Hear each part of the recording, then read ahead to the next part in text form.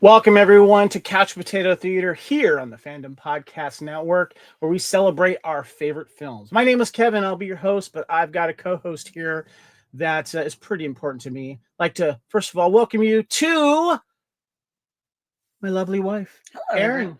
G'day, mate. I love how you always go full Australian at the beginning of these. So we're actually doing this together. It's a miracle and a half. Yeah, I know. And every now and then we like to do a kind of a just one for ourselves, you know. So I know we did Tough Turf together, which was a lot of fun. We did Near Dark. That was good. We did too. Yeah. So, but we are here to celebrate the probably one of the best cult classics in a long time. And we're here to celebrate. It's kind of an anniversary too. Couple years ago, 30th anniversary, a couple years ago for Couch Potato Theater, Dazed and Confused. Now, just to remind you guys, of course, here there might be some adult content. You know, I'll try. She'll try. My lovely wife tries, and she does well. This is Dazed and Confused on Couch Potato Theater here on the Fandom Podcast Network. And by the way, if you want to help us out, go ahead and hit that QR code that's on the screen there. Take us straight to the website. You can support us there. We appreciate that.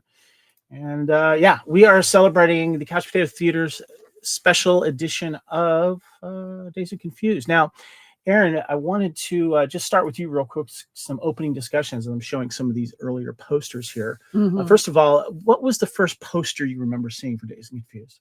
I feel it might be that one you're showing now with the blue. Yeah, the one which has the four faces in the corners. I feel like there's that. Not the other one's a new one. Yeah, totally. Yeah. But I think it was that. Was that the video? I actually really can't remember. You'd have to bring up the actual original poster. Yeah, it's true. I remember seeing the stoned happy face. I remember seeing that.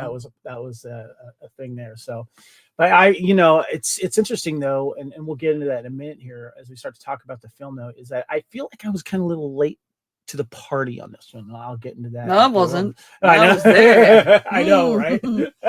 Well, one of the things we like to do is first of all start off with the IMDb, possibly vague, not always spot on plot description here for Dazed and Confused.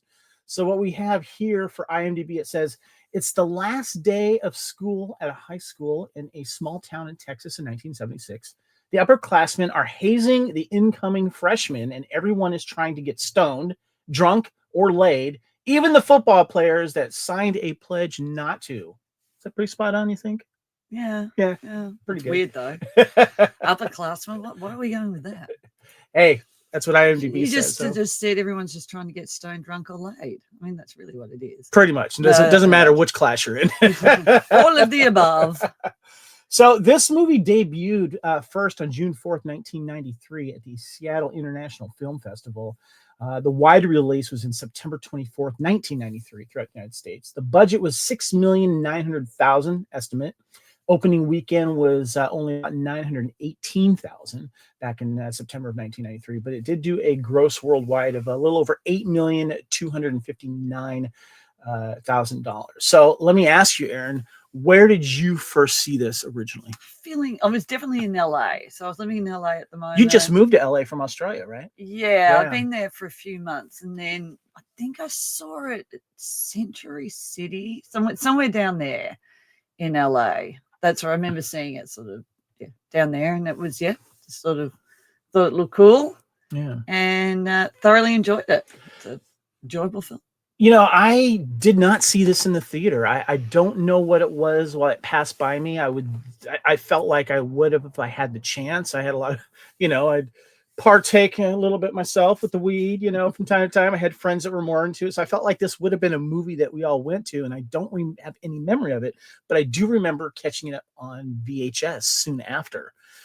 So I don't know if it just didn't get a good release here in Santa Barbara, where we are right now in Santa Barbara, California. And, it's the theater chains aren't the best here. So maybe it just passed us by. But recently, though, we caught up with it on Blu-ray. We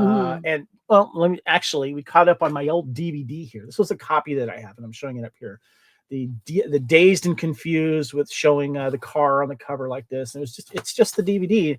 But after we watched it, we actually ended up watching it twice. Yes. And then I think we went into trying to find parts, so we just went into streaming, which is on Prime. Yeah, streaming on Prime. But I was like, you know what, I got to upgrade this film. So I ended up actually getting the regular Blu-ray because I really like the cover. There's like this, if you're watching the video, it's the picture of the stoned happy face. I love that cover.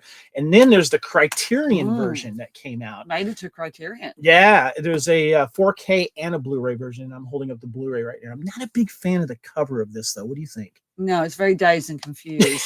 It's a little bit over the top. I think, if you took some acid and looked at that, it'd be coming at you. Yeah, it looks like it kind of got tagged by like spray painters, a little bit, which I think was probably the thing. But it's got a lot of really very, very busy. Yes, it's got a lot of really cool special features on it. It's a 4K restoration, some new stuff on there. So I highly recommend that you guys check about that.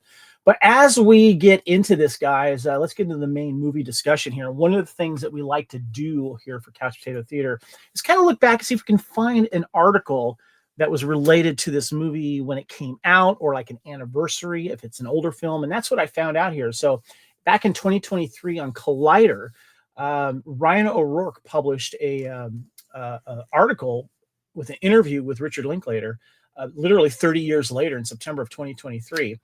And he starts off by saying, while speaking with Collider's Steve Weintraub, Linklater was asked about the moment he thought Dazed and Confused would be more than just a successful comedy. Quote, "I thought that the first time audiences were seeing it, but you don't really know." He revealed, though, he admits he couldn't quite predict just how long the film's tale would be, like how long it would last in theaters. The title would provide a breakout role for Matthew McConaughey as the often quoted David Wooderson and endure in theaters well beyond its traditional run. Just this year, back in 2023, its enduring presence in pop culture was further solidified in a 30th anniversary screening at San Diego Comic-Con, along with themed baseball game and a commemorative merch. It was when Dazed and Confused first started drawing crowds for midnight screenings, however, that Linklater started taking notice. And he goes on to say, quote, "About a year later, it was still playing. Back then, they had midnight screenings. Remember those?" And it played a full year at certain theaters, a little bit of the theatrical run for however many weeks, and then it kicked into midnight. And it says here, and it played for a year as a midnighter. And they're talking about it. Quote, "People come in, you can smell the reefer smoke in the theater. It's like a party film." And I was like, that's interesting. So I don't know. You hear things and then you move on to your next film. What I wanted to ask you, Aaron, was do you remember it playing in the LA area? Were people kind of going back and rewatching this? I remember, so I saw it in, I have a feeling I might have seen it in 94, but definitely saw it at the cinema. And then I went back to Australia, and I remember seeing a double feature with this and Reality Bites. Oh, that's a good one. And it played like in Melbourne in a theatre that I don't think is there anymore, in Northcote somewhere. And I remember it was raining and it was packed. Wow. And people were even sitting. It was so packed that people were sitting where you walk down, like in the aisles. It was that, because it was just this rainy night, and I think it was those two, and it was one of those. It wasn't the Astor; it was definitely somewhere else. And yeah, it was just that pattern. I remember seeing it again there, and then of course you saw it on video. Well, we'll get into the location of the top-notch hamburger place, which is still in existence. And on their website recently, they said that hey, come for a showing. On 4/20, we'll be showcasing the film, so they're still celebrating it there. We'll get into that a little bit later. We wanted to get into some movie reviews here. So Rotten Tomatoes has it at 93% approval rating, and the website Critical Consensus reads, "Featuring an excellent ensemble cast, a precise feel for the 1970s, and a killer soundtrack, Dazed and Confused is funny, affectionate, and clear-eyed look at high school life." And we were actually discussing before we went on, like, this only took place 16 years after the time did, and they did a pretty good job of putting us back in time there. So yeah, we were like, we miss it. So that's more. They would have been boomers. Yeah, and then we would have been in like primary school in that time. Just started. It's true. So they were your older brother, sister, you know. Yeah. So our famous critic Roger Ebert awarded the film 3 out of 4 stars, praising the film as, quote, art crossed with anthropology with a painful underside. I'm sure he's speaking more of just getting paddled by the, seniors. Rolling Stone's Peter Travers gave the film 4 stars out of 4 and praised Linklater as a sly and formidable talent, bringing in an anthropologist's eye to this spectacularly funny celebration of the rites of stupidity. I thought it was funny that both these well-known critics use the word anthropology, a study into humankind and humans it's and just behavior. Word salad. The amount I've never heard so much crap. They're trying to they get out the thesaurus.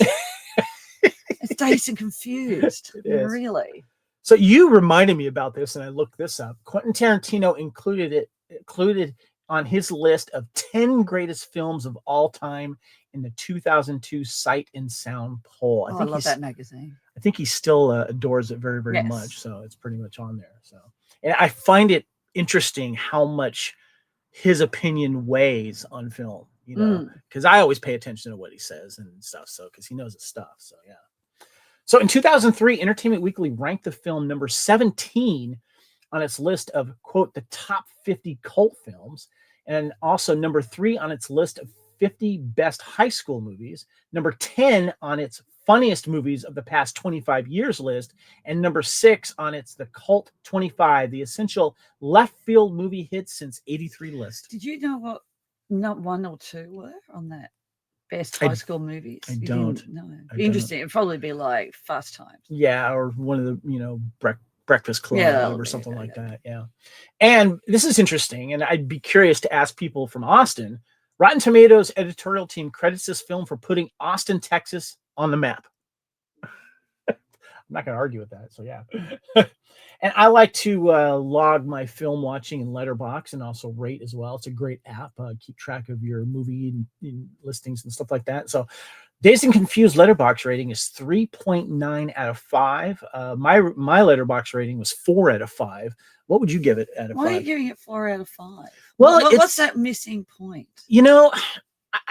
I feel like there's some stuff that could have been added to flush out a few things, but there's films out that I've scored 5 that just entertains me a lot more. But 4 out of 5 is good for me. It's really good. 5 out of 5. 5 out of it's 5? Rewatchable.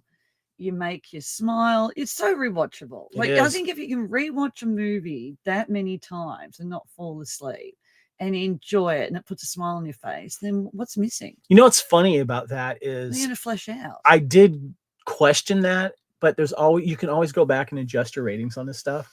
And when you said how rewatchable it is, and we watched it together, I'm like, God, I forgot how rewatchable this is. We could watch it now. We could watch it again and let it repeat and go again, because there's so much stuff you can pay attention to and notice that you didn't notice previously as well.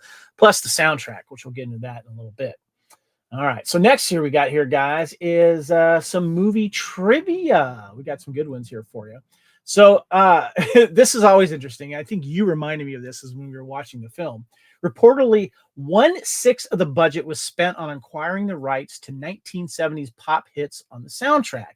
Now, I did this math myself. I had Google help me a little bit here.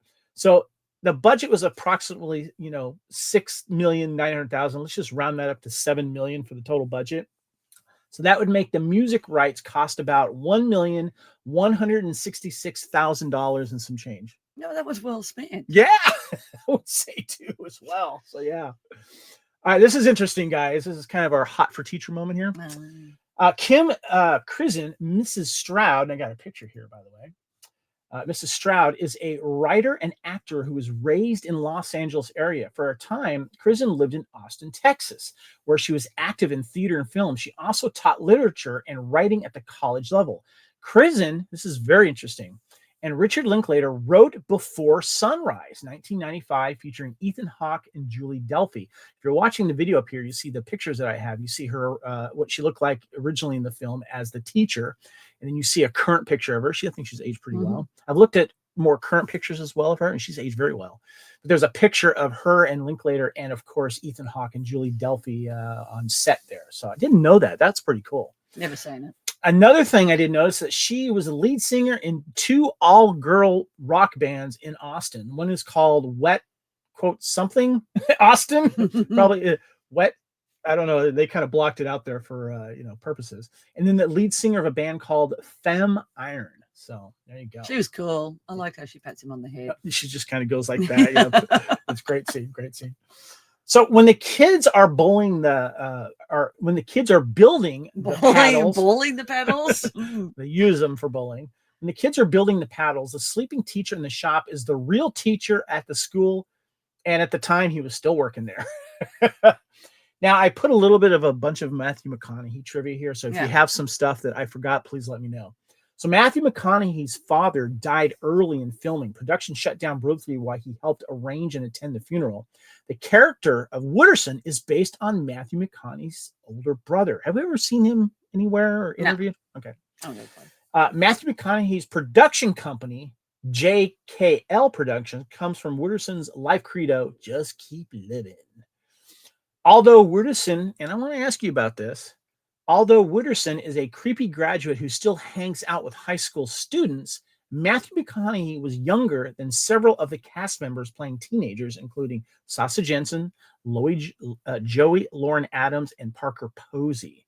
Now, we could do the discussion later on whether he was creepy or not, because you asked me about that. Do you want to talk about that now or later? No, we'll do it later. Okay, cool, because we're going to get in on that. So we'll get up to when he in that scene. Yes, yeah, we got that.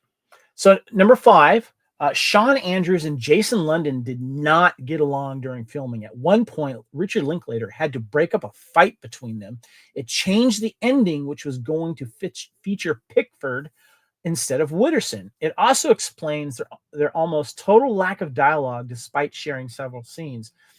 You brought this up to me first. It is obvious that this had a huge impact on this film, and also is very important to why Matthew McConaughey got a lot more screen time. Yeah. He literally is his Wolverine moment. Wolverine moment. You're talking about who? Well, Hugh Jackman only got Wolverine because Dougray Scott went over time with Mission Impossible 2. Yeah. And so if they hadn't been fighting, and there was a lot of scenes he wasn't meant to be in, which will come up later when he pulls up to talk to what's his name, sister, Giovanni Ribisi's sister. Oh yeah. He wasn't meant to be in that either. So really, his character, his look, his ad-libbing, and that fight, and Well, I had to ask AI, and it kind of gathers all the information regarding the fight between these two actors.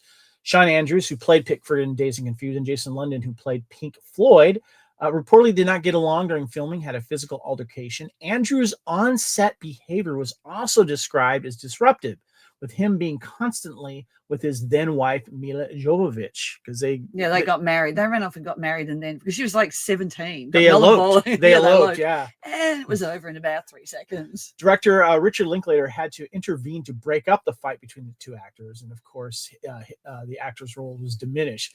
And as you mentioned, while filming in Texas, Mila Jovovich and Sean Andrews 16.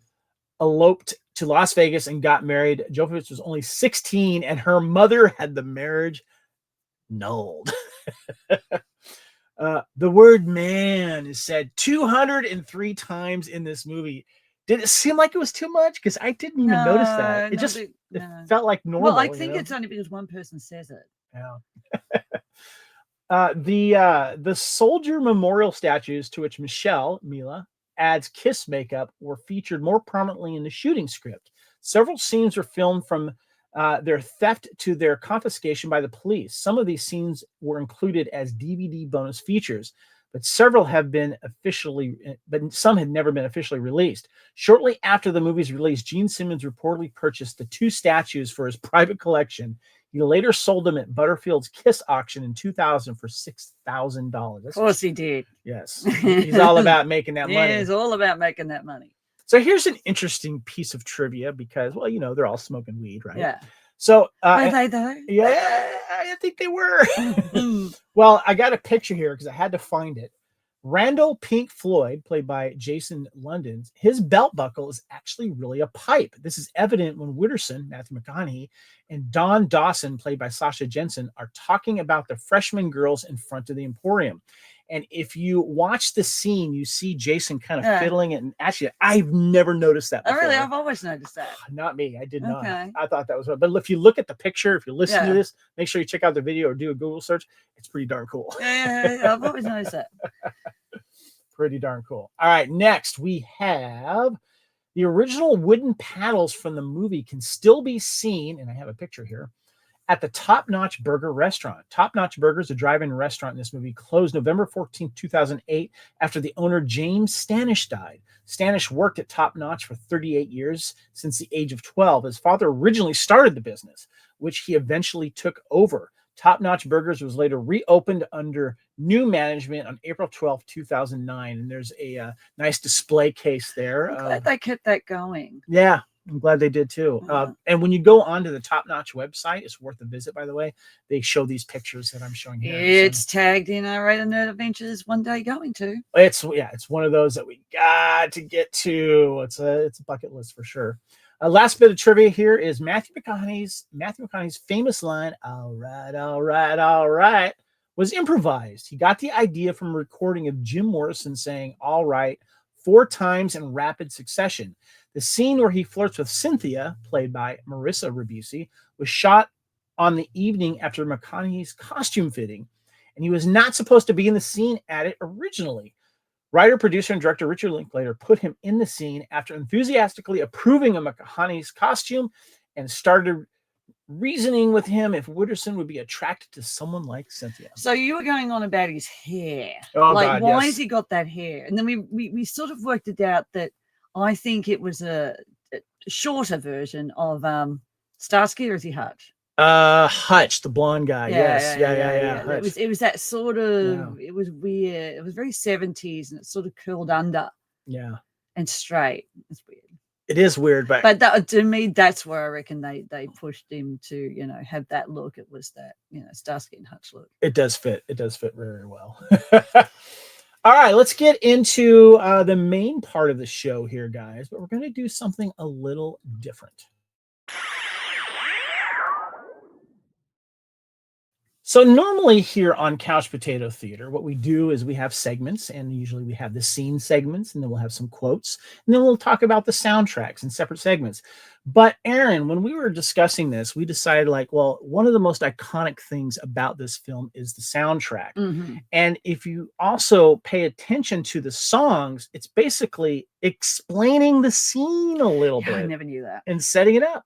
It does now. Yeah, it's really, really weird. So what we're going to do actually is we're going to combine all of these together. We're going to showcase the soundtrack in the order that it was shown in the movie. That was fun. And we're going to show you some slides that are from each of these songs leading it through. Now, there is going to be some scenes that we probably may omit that weren't part of that there's no soundtrack that's playing on it. And a lot will come up naturally if it does. But these scenes are just so iconic with the songs when you start listening to it. Can I just thank all those people on YouTube, because I go through YouTube Music, because then I pay for YouTube Music and I don't get ads, who did playlists from that, because all the songs aren't on the soundtrack, and they had gone through and picked all the songs. So then we had to go through all the songs. And so I'd like to thank all those people that did the playlist. Please. Thank you. And when Aaron and I were watching it again, I had my phone up with the notes on it.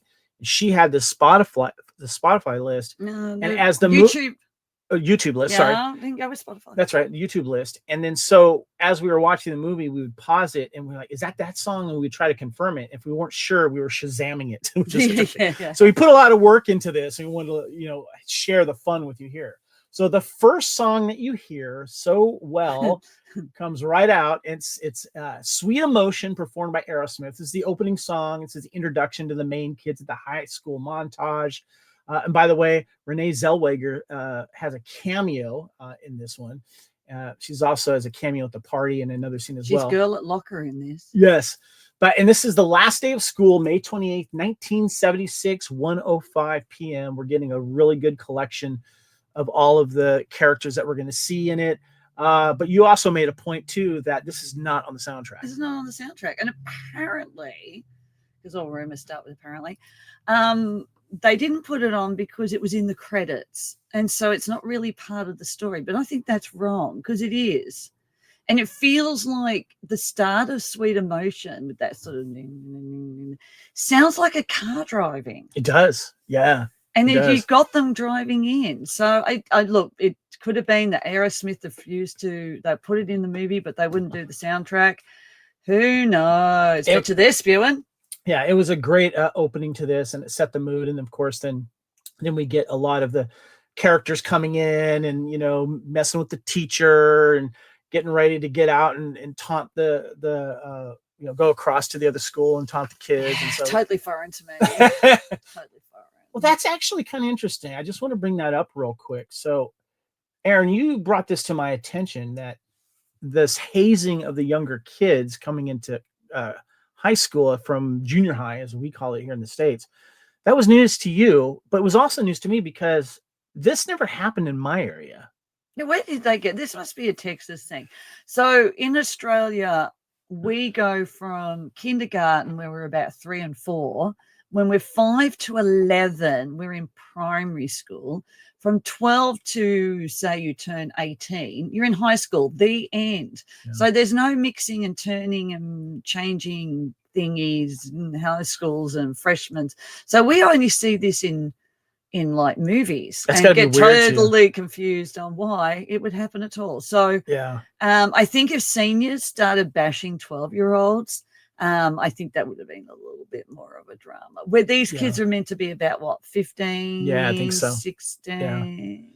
Yeah, we had grade school from like right after kindergarten through 6th grade, and then 7th through 9th, or 7th through 8th grade here in Santa Barbara. We went to our middle school, which was junior high, and then 9th through 12th we were in high school. So it's weird. Too many schools. Just get in there, suck it up. The end. All right. Next we have Highway Star by Deep Purple. And this is where the seniors drive to taunt the upcoming freshmen at their school for the spanking. And of course, they call out Mitch specifically. Yeah, poor Mitchie. Yeah, poor Mitchie, the nose grabber. Yes, because his sister said, please don't give him more, you know, spankings than you give anyone else. And they're like, oh, he's dead. So yeah, very funny. And I love how the teacher just starts laughing in the class. It's great. So yeah. And then does his Vietnam reference. Yes. That's how far back that was. Exactly. That was like just ending. So yeah. The next one we have here is School's Out by Alice Cooper. So good. Great montage of all the kids just getting out there. It's the perfect song. You could almost say that song could have been written for this scene in the film. Pretty much. So yeah, so good. All right, the next song and scene that we have here is the song is Jim Dandy, performed by the Black Oak, Arkansas. Jim Dandy to the rescue. Yeah. Go, Jim Dandy. So this is the seniors are chasing the freshman car chase, and Ben Affleck catches them at the front table. Yeah, this brings in the most unlikable character in the whole movie. Yes. You feel like he enjoys this a little too much. Yeah, well, we call him Fat Affleck in this one because he was still a little bit of baby fat on his face. And I think someone said that he was held back just so he can keep taunting these kids. We'll go on what he's, when we talk about what happens after. Oh yes, that's going to be fun. Where we think he went. But of course, he runs into the mom with the shotgun. So of course he does. You're in Texas. You're in Texas. That's right. Great scene. Very funny. Next, we have Why Can't We Be Friends, performed by War. This is the girls' freshman hazing scene. Freshman Sabrina proposes to Tony, and of course, we get who do we get? Parker Posey. Who's literally auditioning for future appearance in White Lotus. There you go. Yes. And by the way, I found out that you can also see Renee Zellweger in this scene because she is one of the she is one of the seniors doing the hazing, but she doesn't have any speaking roles though. So yeah, there you go. Next, we have Free Ride, performed by the Edgar Winter Group. This is where the night begins as everyone gets ready to go out. Mitch's baseball game starts, top-notch burger joint starts bumping, and kids are showing up for the canceled house party to be turned away by the angry dad. And I love how sort of like the parents are still in the 60s part too. I know. By the way, And the I would say she is a hot mom, Kevin's mom, except for the hairstyle.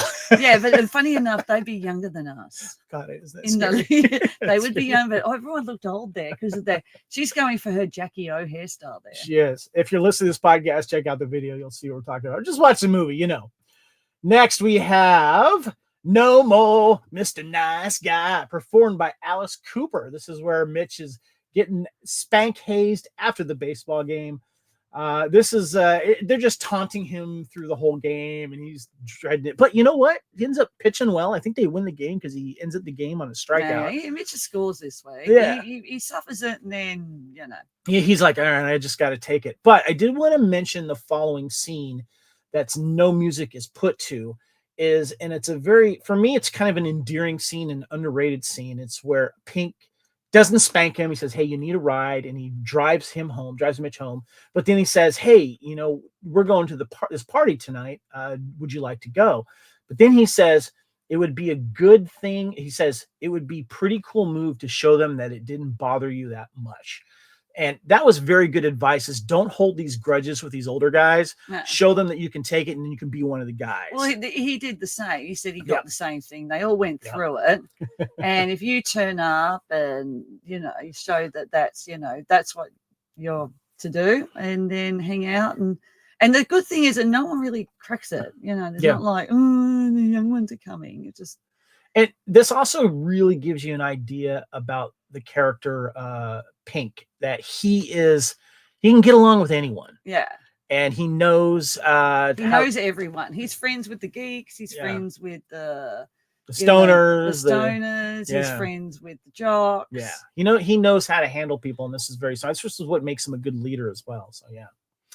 All right, guys. Next that we have is Low Rider, performed by War. This is a great classic song here. And of course, this is the evening cruising scene with many of the main characters. Mitch gets in the park with Pink and Wooderson. And Wooderson says, say, man, you got a joint? And then Mitch says, no, it would be a lot cooler if you did. And did you ever see his audition tape? He does this scene. Oh, does he? Yeah, he does this scene. Seen it. Yeah, it's great. It's really, really cool. And of course, this is followed by Wooderson's all right, when they show up at the Emporium Pool Hall. Classic scene. And speaking of the Emporium Pool Hall here, Hurricane, performed by Bob Dylan. Which is never shown it's not on the soundtrack either. Yeah. Or either of them. This is where they're arriving at the Emporium Pool Hall, not on the soundtrack, as you mentioned. Wooderson walks in like he owns the place. With Pink and Mitch meets the sophomore girl, Julie. I wonder if something happens later. Mitch is in the most flowery top ever in the history. Literally, it is just full of flowers. It is. And Mitch meets Roy and the rest of the crew. So he's kind of getting indoctored into the crew. He's kind of becoming the young pup of the group there. It's a good scene. Yeah. Next song we have and scene is I Just Want to Make Love to You, performed by Foghat. This is the top-notch drive-up restaurant scene with Jody and her girls in her VW cruising next to Kevin's car, and the guys are, they're cruising next to each other. They've also picked up the Sabrina, the freshman so they both of them have got two of the freshman guys and girls. You're seeing a mirroring of what the girls are doing with their freshmen and the guys are doing with their freshmen. It's a really, really cool kind of, different side of the road scene there, but definitely similar. So. And this one's kind of an underrated scene for me. I find it kind of funny. This is Love Hurts, performed by Nazareth. This is the freshman after school party. And Hirschfelder's like getting on with one of the girls. I know. And he gets pulled away. The two guys come in and do the cock block on him, and he's just like, come on. And what's really sad is the girl is so sad after Hirschfeld. This is Hirschfeld of all people. He was getting some hand up the set. He was. What do you call that? Second base? That's second base. Yeah, he was getting to second base. He was under the top. Under the top, yes. And of course, as they're leaving, the teachers say, once you leave this auditorium, you can't come back. And then they're all like, oh no, what should we do? Yeah. Oh gosh, I would like to have seen how far Hirschfeld would have gotten. So I reckon so. It could have come along. Next, we have Paranoid, played by Black Sabbath. Such a good song. Hirschfeld gets caught while running with the other kids, and he starts getting hazed, and O'Banion catch him and let loose on him. Jody and her VW girls catch up with O'Banion's car filled with beer in the trunk. Wouldn't that make a lot of noise? I mean, they had ice. They had ice They in had there ice too. in there, so wouldn't have just like melted and rotted. Anyway, That's such a don't O'Banion thing to care. do. It's a movie. But I love that. I love that they stayed true to the old style cans. They had the pull tab offs where you pull them off. Back in those days, you pulled them off and threw them, or sometimes you would pull them off and then throw them inside. Or you while pull you're them off drinking and the top bit fell off. Yes. And then you got the other bit was still there. And then you had to sort of push it under while cutting your fingers. Yes. Oh, Yep. This is how we survived. It was tough time. Welcome to our Gen X. Next, we have There's Never Been Any Reason song performed by Head East. And this is where Wooderson shows off his car to Clint, Nicky Cat.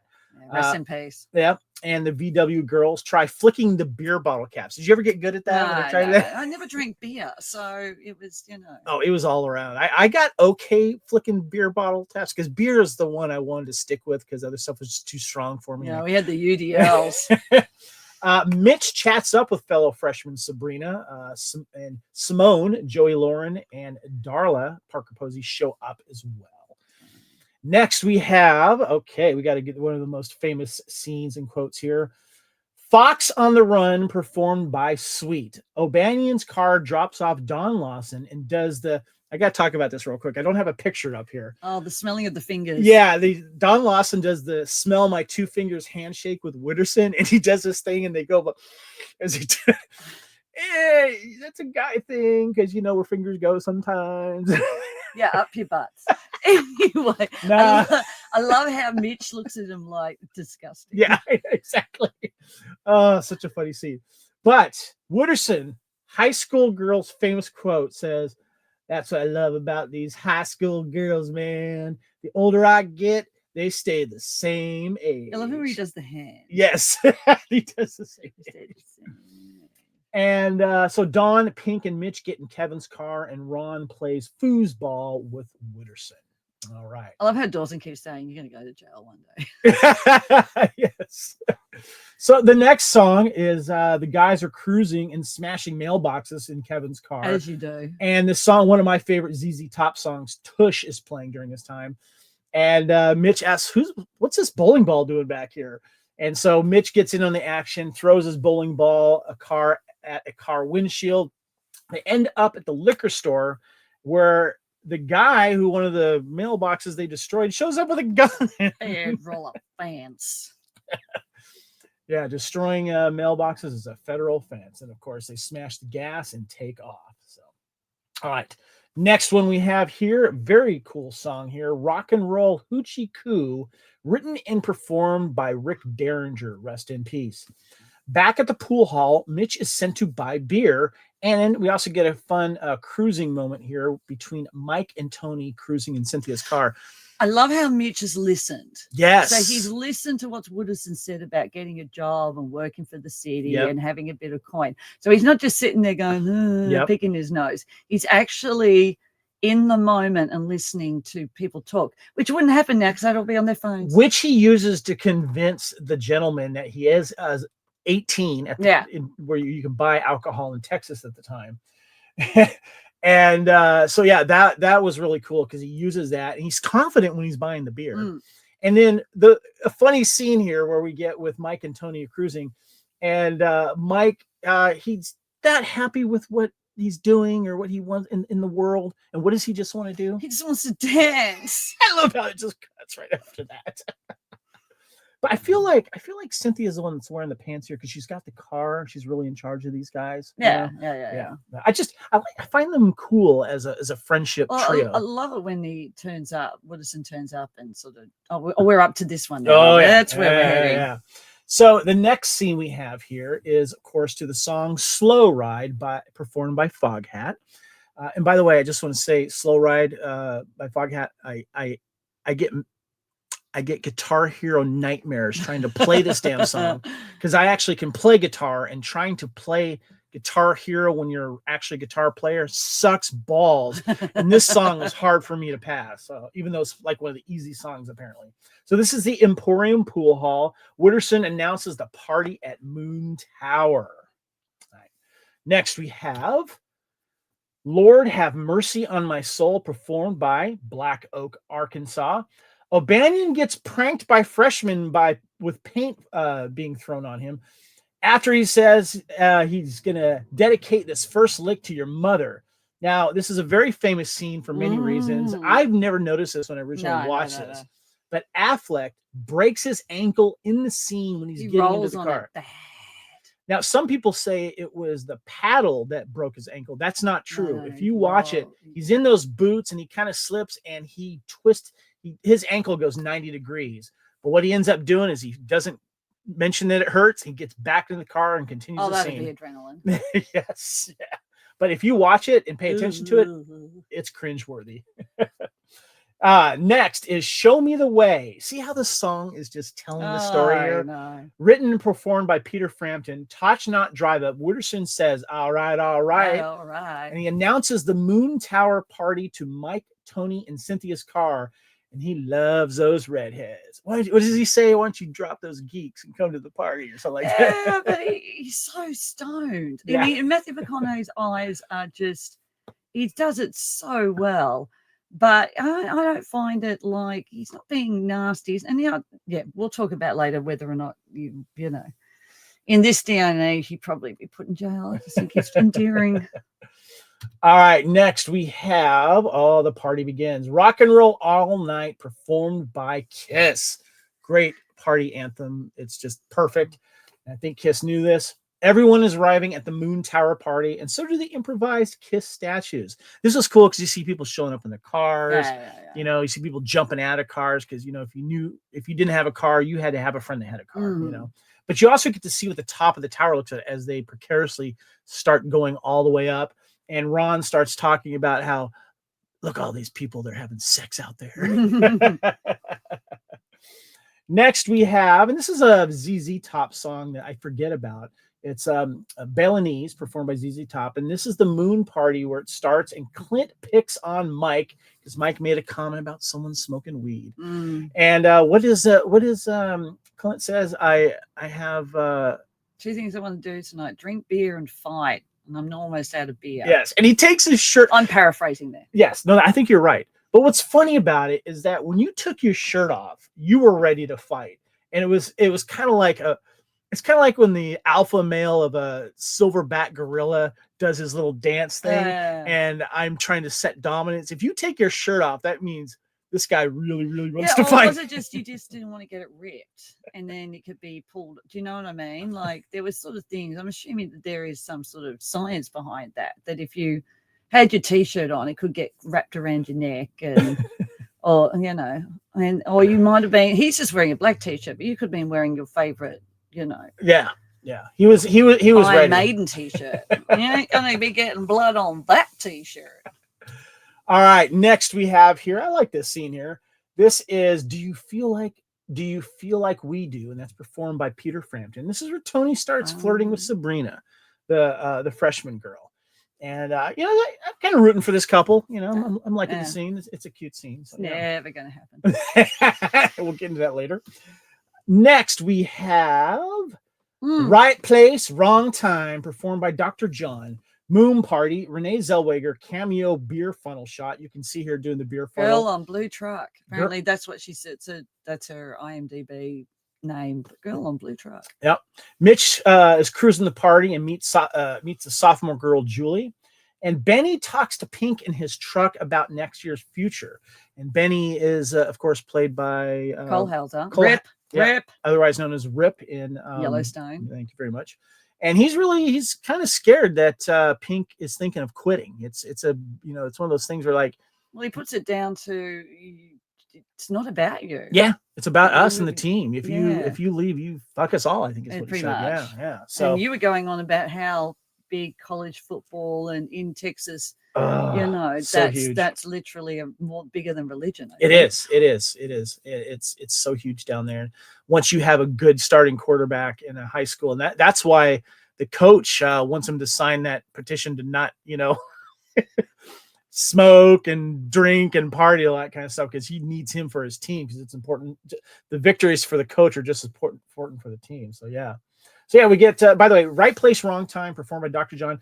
As far as I know, this is the second time this song is shown up in a Matthew McConaughey movie, and we recently just covered that, which is 2005 Sahara with Matthew McConaughey. That song also is in that movie. So there you go. A little trivia there. Next, we have Cherry Bomb, performed by the Runaways. This is where the girls start getting drunk, and there's one scene where one of the girls just falls flat on her face, Great song. That was Parker Posey. Yeah, I think it was. Yeah, you're right. Yeah, she was getting really drunk in this. But no, maybe it's Joey. It's Joey Adams or whatever her name is. Okay, Joey. Simone, I think. Yeah. All right, now this was kind of weird. This is interesting here. So the Alien song, for those who listen, written and performed by Mila Jovovich. Alien scenes with Ron the Stoner. He's talking about alien scenes. And the song that Mila Jovovich plinks on her guitar while gazing at the stars is an excerpt from the, quote, the Alien song, a song from Mila's 1994 album, The Divine Comedy. Now, there was something in the trivia I didn't mention, but you knew this as well, because I think you actually mentioned it to me, was that a lot of scenes with Mila's character were cut, and she was really upset by this. And she ended up going into music and other stuff, not acting right away. And she's a musician, and she released an album. And it wasn't until 1995's The Fifth Element where she really kind of decided to break into the movie. She's singing again. in her native tongue. She might be. Yeah, I think so. Yeah. All right. So next we have, and I really like this scene. When you first watch, you're like, oh, okay. This is Stranglehold, written and performed by Ted Nugent, where Pink and Jody kissing. Ron says George Washington was a doper. That was a fun scene too, and how Martha was, helping with the crops and all that kind of stuff. Our first president was growing some weed. But I want to talk about the Pink and Jody kissing scene here. Was this foretold earlier? Because I felt like there might have been a scene missing, that he's cheating on his girlfriend, Joey Lauren Adams' character, and he's making out with her. No, I think maybe, but I think they always sort of flirt all the way through. Yeah. And they're sort of got, and I think he's got a girlfriend, but it's that sort of, and then she turns off and she's off doing other things, and whether or not, I think he's got a bit of a thing for Jody, but then I think Jody's like, don't you have a girlfriend? Like, she sort of calls him out on it, but it is a little bit of a weird scene. Because he's doing first and second base right here. Is, Well, that's when she pulls him back. Yeah. But I feel that maybe they've done this before, or little teasing here and there. So yeah. Well, or they've done it, ages ago, and then because Pink is a catch. He's hot. He's hot. He's a star. Everyone likes him. He's got charisma. He's the better looking of the twin. Yes. Is that a little shout out to Jeremy there? Yeah, I know. He was the better looking of the twin. So yeah, I was curious about that. Good scene though. Next song and scene that we have is Hey Baby, performed by Ted Nugent. Mitch getting teased for flirting with a sophomore girl from the senior guys. I thought that was kind of funny. Is he always getting Ted Nugent songs? What's that? Is Parker Posey always getting Ted Nugent songs? I know, right? Seems like the other one was a Ted Nugent. Yeah. Is there some sort of symbolism there? Good call. Mitch getting teased, about flirting with the sophomore girl, and when the guys ask, you going to be getting with that later? He's like, how do you know if I haven't? Smooth move, by the way. But then also too, Darla tries to drunk haze Sabrina in front of Tony when they're having a moment. Mean girl moment, definitely there. Oh yeah, I'm telling you now, this was she didn't have to audition for White Lotus. She just had to show this film. We'll get into that later. Trust me. Next, we have the song Tuesday's Gone, performed by Leonard Skinner. What goes up must come down. The party come down scene. The party come down scene. I'm quoting you, by the way. Yeah. It's also after the fight with Clint and Mike. Wooderson makes an Aerosmith date with Cynthia. Ron says, let's meet that 50-year Who apparently did play at that time. And when they're going to, that was when Aerosmith were playing in real time. Oh, yeah, yeah. At that time. That's right. That year. There you go. Yeah, they're driving. Remember when you had to drive far away to get concert tickets? Yeah. I did forget, of course, by the way. Yeah. This is a come down scene. This is the fight, of course, with them. And then Ron says that, hey, let's meet at the 50-yard line at the football field. God, or excuse me. This is man. And Tony and freshman Sabrina kiss. So that was a very nice scene there as well. All right. Let's go ahead and get to that scene on the football field. So technically, if he Pink and what's his name, or Shane and Jason hadn't been hating each other, yeah, Matthew McConaughey would have been done. He would have finished filming, and unless they, film it in chronological order or whatever. Yeah. So that because of this is why he's here. Exactly. This is why he gets this scene, and he does the famous line. Matthew McConaughey says, "You just got to keep living, man." And he also makes a point to Pink, saying that you do what you want to do. Don't let other people narrate your life for you. And as James Vanderbeek famously said in Varsity Blues to his dad in anger, "I don't want your life." Had to go there. So yeah. Next, we have Summer Breeze, written and performed by Seals and Crofts. And of course, Mitch is making out with Julie, the sophomore. That older woman. Oh, look Isn't at that. Like by 1 year or 2? 1 year. Oh, okay. Yeah. Well, but in high schools, that was like 10 years. Yeah, it was. Yeah, it was. Yeah. So now there's some stuff that we're going to show here that didn't have a song to it, but it is worth mentioning because of the time frame here. So next morning, Coach chews out Pink. Pink says he's going to do his senior year on his terms. Quote, "I might play ball, but I'll never sign this." And then he throws it at him. And then Mitch shows up at home. His mom catches him saying, "You've been out all night." And he says, "I'm going to give you your one get out of jail free card." The son. Because if Jodie had done that ages ago, she would have copped absolute crap. She did. She talked about that. I know, but because he's the boy and mothers and sons gets away with friggin' murder. It's tale as old as time. Mitch had, other than getting his ass beat with the paddles, he had a pretty good night. He did. I'm still worried about his shirt. Yes. It looks like flowers just threw up all over it. I don't know. And of course, the movie ends with Slow Ride by Foghat. Ends with Wooderson's car on the road as they are going to go down, was it Houston, and buy some Aerosmith concert tickets. So I'm assuming you're going to go with trivia, or we've done trivia. We've done trivia, but if you got one, please go for it. They wanted the song Dazed and Confused by Led Zeppelin. I probably need to hear it. But so Jimmy Page said yes, Robert Plant said no. Oh, wow. And so that's why they went with that other song. So they were meant to finish that with Dazed and Confused. And I bet you they probably done spewing, but still silly. So we've talked about this. The soundtrack tells the story of Dazed and Confused. When you rewatch it that way, yes. Yeah, and also too, when I put a post on social media about this, my good friend Johnny K, shout out, check out Chaotica movies on YouTube, and he's a filmmaker himself.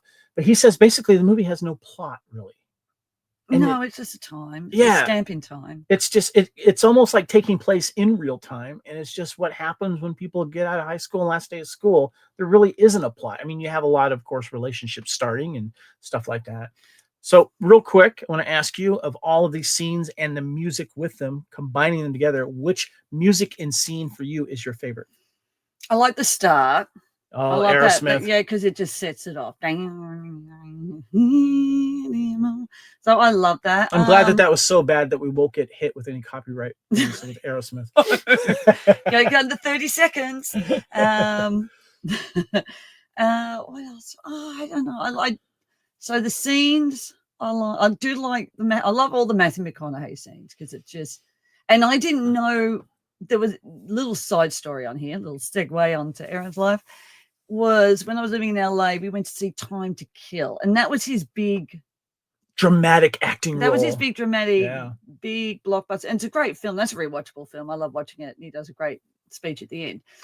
And we went out when I was working at Hollywood Book and Poster, and we all go out and we saw Time to Kill, and then we went out and ate something, and someone said, "Oh yeah, he was in Dazed and Confused," and I'm like, "Who did he play?" And they went, "Oh, it's the older guy," and it floored me. And I'm good with faces, but no way would I have put the 2 and 2 together at all. And it was just, but now I can see it. And going back then, he did sort of look older, but he would have been my age because he's only a day older than me in real life.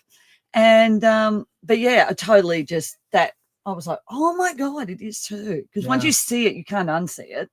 The No More Mr. Nice Guy, I think, is a great scene with the music. But my favorite is Fox on the Run with the famous Matthew McConaughey talking about the high school girls. Oh, no, I like all of them. So good.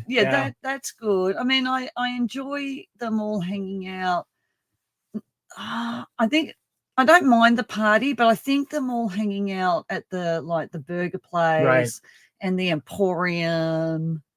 I enjoyed that sort of with the all mixing it together. And my favorite scene without the music is definitely when Pink says to Mitch, "You need to come to this party." Let him know it doesn't bother you, because that was really cool. But also too, I do enjoy when they're in Kevin's room getting stoned before the parents come up and said, "Hey, did you have beer delivered here?" Because the look on everyone's face and all of them strictly lying right to the face of the parent was just perfect. And all the parents are just like, "Yeah, I'm packed. We're not leaving. We're not leaving. We're not leaving." In my safari suit. Okay, so we're going to switch things up here in Couch Potato Theater with some of the categories here because we had to tailor it to this movie. So we're going to talk about the cast and crew like we always do, but we're going to combine it with something else. What happens next? And usually with what happens next categories here on Couch Potato Theater, we talk about what happens the next day or what if, or should there have been a remake, a reboot, a sequel, or, should have been a television series. Real quick, sequel? No sequel? Leave it alone? Only because they would have, like in everything that happens in life, literally probably in the next year, they would have just scattered. Yeah, that's a good point. Yeah. And people would have gone to college and things. So no one, that sort of together. Well, wait, they're coming back for one more year. Oh, no, they're doing seniors. Yeah, they're coming back for one more year as seniors because they're seniors as soon as they get out. Yeah, so, but there's not going to be any difference. True. That's true. I mean, there's not going to be any difference of their lives. It's just that they're in seniors. I keep thinking that they're finished school and they're done. It feels like that because they're all leaving school. Yeah. Well, we'll get into what would have happened with some of the characters with this segment because we're actually going to be combining. What we're going to do is we're going to talk about the cast. We're going to show each cast member and, of course, the actor that played them. And we're going to say what happened to them once they maybe left school. On a bike ride. Okay, so this was born because you and I were doing a long bike ride, and we'd just seen the film, and I came up with the idea of mentioning these characters' names and what would have happened to them. And Aaron, and to use the term, took the ball and ran with it literally. Just had me laughing on the bike. So we're going to recreate that. And now that's the pressure. Thank you very much. You're welcome.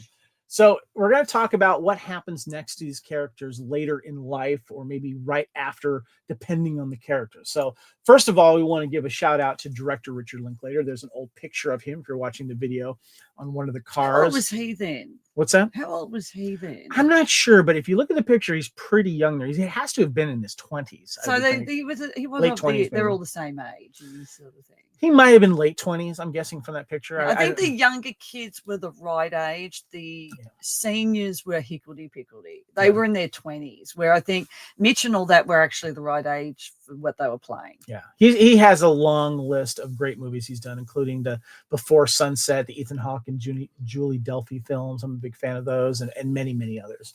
So we found this fun picture here of what would the yearbook pictures look like? All the black and white pictures of the juniors now becoming seniors. Of course, you'll notice that Mitch is not in this picture if you're watching YouTube, but this is pretty good though. This is straight out of a yearbook of all the main cast members, which is great.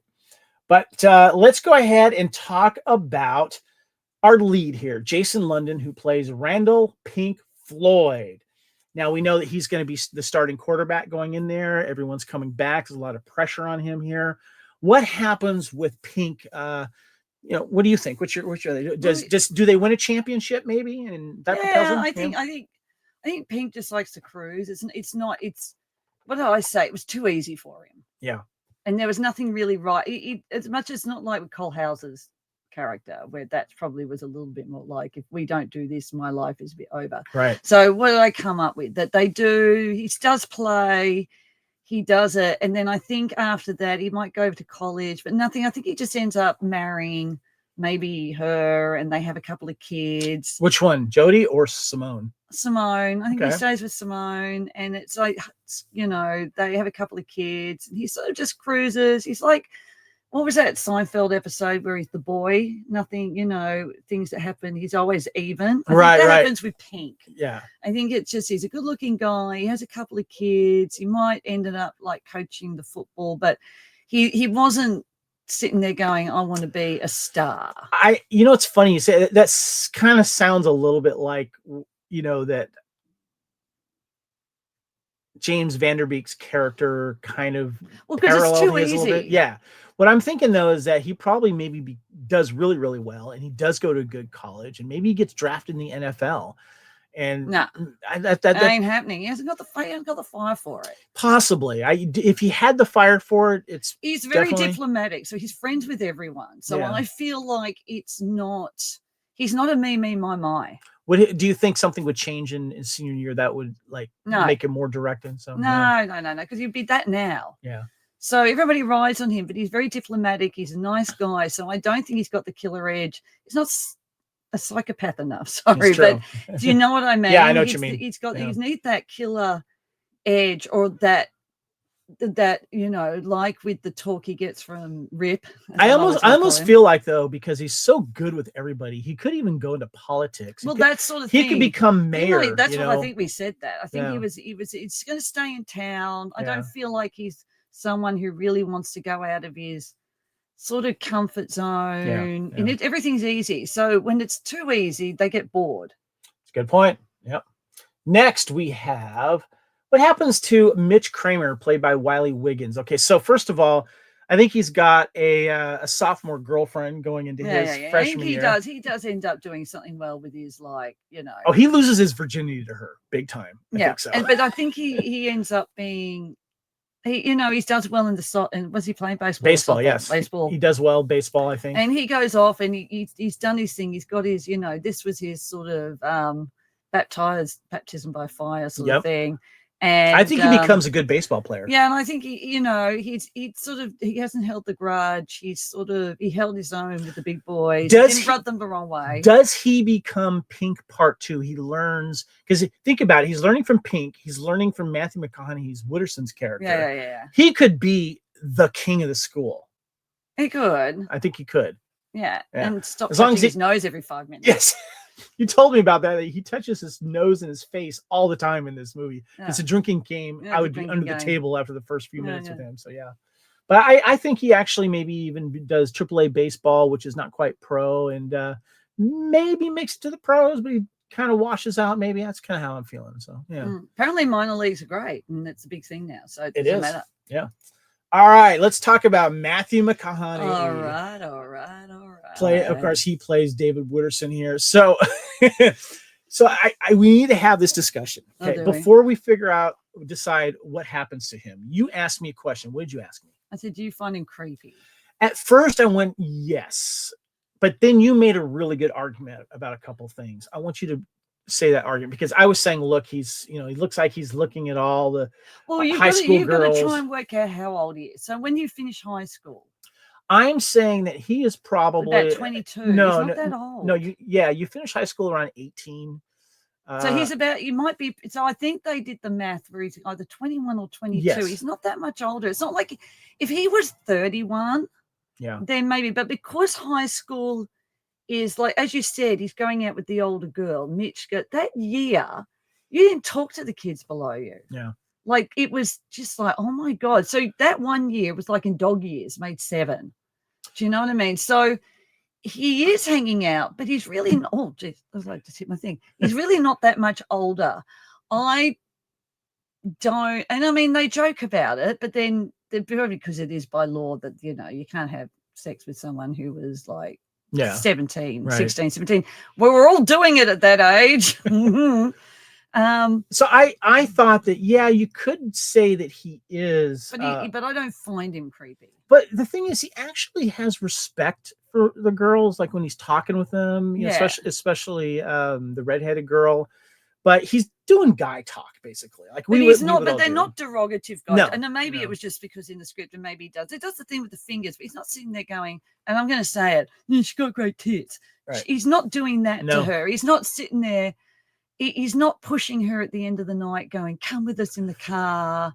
You know, he's just like, we'll hang out. He is able to turn, was it Cynthia, the redheaded girl, when he says, why don't you drop those guys and come hang out? And they're offended, and she is so like enamored. She's doing her hair. Yeah, she is like, oh, but yeah, he's kind of cute, you know. So, but I think he's got game. He's got game. Well, no, because he's got confidence. Yeah, but because he hangs out with everybody, he talks to everyone. Yep. He's not putting anyone down. Even with Mitch, where he said, "Do you have a joint?" Well, it would have been nice if you did. It would have been cool if you did. He didn't sit there and go, "Get out of my car." Exactly. And when it comes to the fight, he breaks it because not a lot of people do. Yeah. And it's only Pink and him, who are basically sort of in a sense the same person, break up that fight. And he actually, I think, is it Mike says, thank you for helping me. Yeah. So the rest of them are all letting them fight. The only time he didn't intervene was when O'Banion got pranked, and O'Banion was telling him to fuck off, you know. Yeah, I know. But he's just sitting there, you know. Yeah, but I think you do you, bro. Well, that's exactly it. So I think in the stage of, you know, he's got a job. Yeah. He likes working for this. He's working for the city. Yep. He's not a bum. Nope. And yeah. So and then we come from that time where, I mean, look, I'd probably now, you know, everyone would be like, ugh, but you know, I come from the time when that wasn't as creepy as people might think it was. It's true. Okay, so I just don't find him sleazy. I really don't. So what happens to David Witterson? So I came up that he decides that he's going to become an actor, and he's going to change his name to Matthew McConaughey. So in a sense, Matthew McConaughey is basically playing himself. Yeah, pretty much. And he decides to like do a career and call his like, you know, he moves to Hollywood, and that girl Cynthia ends up becoming his like PA. I kind of went in a different direction where David Witterson actually becomes a male model. Because he's good looking. Or you could become porn. That was very go into porn too, yes. You could. Oh, you could dabble. Yes. You know, you might have done a little bit, hung out with John Holmes, missed the Wonderland murders, and you know. Nice reference. I know. It's only because I watched it the other day. All right. Next we have Rory Cochrane, who plays Ron Slater, the class stoner, talking about aliens, talking about our first president growing marijuana cops, but then he says to Mitch, "Are you cool?" And then what he really meant was, "Do you get down and get stoned?" Yeah. What happens to Ron Slater? Oh, he ends up becoming a chemist. Oh, really? Yeah. Now, what you mean by chemist is a pharmacist, basically, here in the States, the people that sell all the drugs legally by the counter. No. Well, you become a chemist. I mean, you can create. Goes into the pharmaceutical business. Okay. And, you know, makes a lot of money, and I think he's got that behind him. He's a smart guy who's just happens to be stoned. I think he's smarter than he lets on. I don't think I don't think it's just because he's so stoned. He's on 50 million things. Yeah. I mean, I don't think he's just stoned. I think he's, you know, he's, as they would say, tripping balls. Well, everyone likes him too because he's always got weed on him, which is great. You know? Yeah. So he's the dealer, but I think he ends up sort of becoming a dealer, but in a like legal sense. Yes, exactly. So, maybe he becomes what's his name in Breaking Bad? Oh yeah, Walt. He was a chemist. That's a chemist. There you go. Well, it's science, you know, he did all that. Right now, he's probably has his own dispensary legally here in California. Yeah. He's living in Santa Barbara, and he's in Isla Vista. Yeah, or no, he's made a lot of money, and he's got this huge palace somewhere. So but he's not. What's that other one that everyone Santa? Where's that one that Bo Derek lives? San Ynez. Yeah, he's got somewhere up San Ynez in California. Next, we have Cole Hauser, who plays Benny O'Donnell. Now, we know how important staying in football means to him. So, do you think that he makes the pros? Do you think that's what he does? No, because he wouldn't be that desperate. Maybe he has a bad injury, goes out. No, I think that and then he decides he's going to become a rancher. Maybe. moved to Montana. So what happens? What do you think? Yeah, because if he was going to be that good, he wouldn't be throwing it on to Pink. I think that there was a thing where he was good but not good enough. Gotcha. And so I do think that he probably ended up being another coach. I kind of see him getting into law enforcement. There's just something about him. He's tall. The FBI. Maybe something. I just see him maybe becoming a county Texas sheriff. Ranger. I was gonna say a county ranger or something like that. I could totally see that with How Ben. very Raylan Givens of you. I know, right? All right, next this is gonna be fun here. This almost made me crash my bike, by the way, when my wife brought this up. So next we have Ben Affleck, who plays Fred O'Banion, who I guess has been held back because he loves torturing these kids. There's a lot of dead pets somewhere. And by the way, before we get into this, you brought up an interview or article about how Ben Affleck was talking about this character, about how he was the only unlikable character, maybe next to Nikki Katz's character. Yeah, was Nikki Katz's character really that unlikable though? Because he was just that. But I think. But he said, Ben Affleck said, this is the character you did not like. No, because I asked him, did Dazed and Confused do anything for your career? And he said, no, it didn't. It sort of went the opposite because he said, I played the only unlikable character. So Nikki Katz, he was fine with Matthew McConaughey. That was funny when they were talking about the car. Yeah, and he was true. like, where'd you get out of a comic book? Yeah. And then he just happens to be that he's just one of those guys, but he's not. He was evil. Okay, we'll get to Nikki, but Ben Affleck, yes. So Ben Affleck's decided that Ben Affleck ends up becoming like a 70s serial killer. but I think that he was secretly gay. And because he likes spanking boys a little too much. Yeah, a little bit too much. So, for you true crime sellers, we're either going to do like a Dean Corll happening there or William Bonham. Now, okay, so how is he killing people? And he's doing it on some lone highway in Texas, right? Yeah. He's bypassing Randy Kraft. Sorry, all you true crime fella. Yeah, I'm throwing out serial killer names. And he's just driving along. And it's all about the bat. The paddles. Yep. Yeah. And he keeps them. He keeps them. And he does he bludgeons his victims. Yeah, but all those, they don't really know that all those paddles that are up at that restaurant have literally killed people. So he's gay and he's a serial killer. Yeah. So don't think, but that's what he. Yeah, I think that they're latently because he's not talking about the girls. He doesn't care about the girls. He's not hanging out. Yeah. And I think that he's probably and Texas at that time would have been horrible trying to be gay. And he has major anger issues. He has major anger issues. Probably a mother issue. And that's what he does. So how long does this is 77. So does he start his killing 76, isn't it?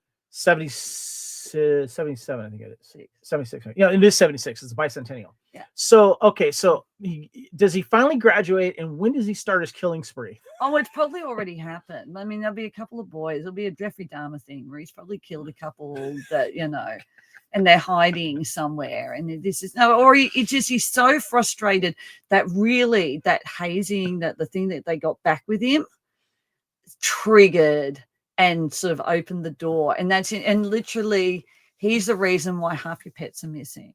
Oh God. So is he caught in the next 5 years or 10 years from his serial killing? I don't know if he is. I think he gets away with it? I think he might kill himself. Yeah. Okay. He seems he's got like issues. So yeah. So Ben Affleck's Fred O'Banion, he becomes a serial killer. There you go. It's very big in the 70s. Why not? All right. Next we have Jason O. Smith plays Melvin Spivey. Of course, if you watch Not in a Teen Movie, he is the token black guy. But he's very funny in this. He's very good. I love it when he hazes Mitch about flirting with the sophomore girl. I feel like he becomes like a full-on NFL football star. Oh no, I moved him to New York. Oh really? Doing what? Doing disco. He joins a group because that's what he really like. He's dancing. You mean like in the like Studio 54? Studio 54, and maybe he guests with the Temptations. Yeah, goes on tour. Yeah. That's maybe he sings with Diana Ross. Maybe something like that. Yeah. Okay. I could see that. But I see a football career for him too. I just do. I don't know why. You haven't seen him play football. Yeah. So we don't, but it's just, someone from this group has to make it to the NFL. Oh, do they? Yeah. Yeah. Because it's Texas and they Uh, groom high school kids for this. there you go. And I feel like he would, but Well, then maybe Cole Hauser tried, but then just didn't quite have it. yeah, I mean, he got there, but then he kind of washed out. Yeah, maybe got an injury. But I can see Melvin Spivey. I could see him at Studio 54 getting the disco. Yeah, I can see that. I love that. Next, we have Joey Lauren Adams, who plays Simone. Now, we mentioned when we were talking about Pink that they did write out the relationship through the senior year. Does he cheat on her with Jody, you think? I don't know. No. What happens with Simone, you think? No, I think she I don't think there's much to, she seemed to be, apparently she's with the slut, but I got very angry about it. But no, I think he just, they. Oh, that bitch, she called me a slut. Yeah. So yeah, I think that she just, they might split up around midlife and who knows, and then maybe she'll find, I feel like she might move somewhere and really get into the mall life, maybe, and become a mall rat. Really? Oh my God. Yeah, I went there. I'm so sorry. I went there. Shall she become a comic artist who's gay? All right. And then she can meet the serial killer. There you go. Next, we have Parker Posey as Darla Marks. This, I could see her she has got some control and anger issues as well. She's like O'Banion, but not as what is she worse? I don't know. She loves She marries Jason Isaac and they go on a holiday to Thailand, and that's what she becomes because she's the same character. I watched a little bit of the new season of White Lotus. If you've seen it, you know what she's talking about. If you haven't seen it, what would it in a nutshell, what would you call her character in White Lotus? White and entitled. There you go. Obviously, I think she marries into money too, which leads to that. Definitely. Yeah. Next, we have Michelle Burke, Jodie Kramer, of course, the older wig. She wore a bad wig in that. Drove me mad. It's what I called the Michael Wincott Crow wig, where it's short on top, but they put something underneath that you can sit. Yeah. Just give her a full wig. Cute, in my opinion, though. Yeah, I like Jodie. She's funny. She had charisma. I think she probably ends up. I feel like she would have gone into journalism or something. She's that sort of down to earth, but maybe done a bit of sort of, joined the women's, marches and stuff like that for, women's lib, stuff like that. Yeah, I can see her up there in that. Pro-choice stuff. Yeah, all that. I also kind of saw her maybe getting into maybe a teacher's role or, something with finance, maybe. I don't know. But I like where you're going. I think that's quite independent. I can stop doing that. She is, yeah. All right, next we have Sasha Jones, who plays Don Lawson. He's the one that did the Smell My Finger handshake, of course, with Matthew McConaughey.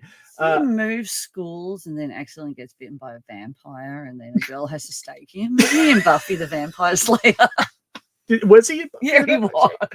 Okay. I think he is. I'm sorry. I thought you were talking about the plot to Near Dark. I think he's in Buffy because he's got the big eyebrows. Oh, is it true? So what happens to Don? What do you think?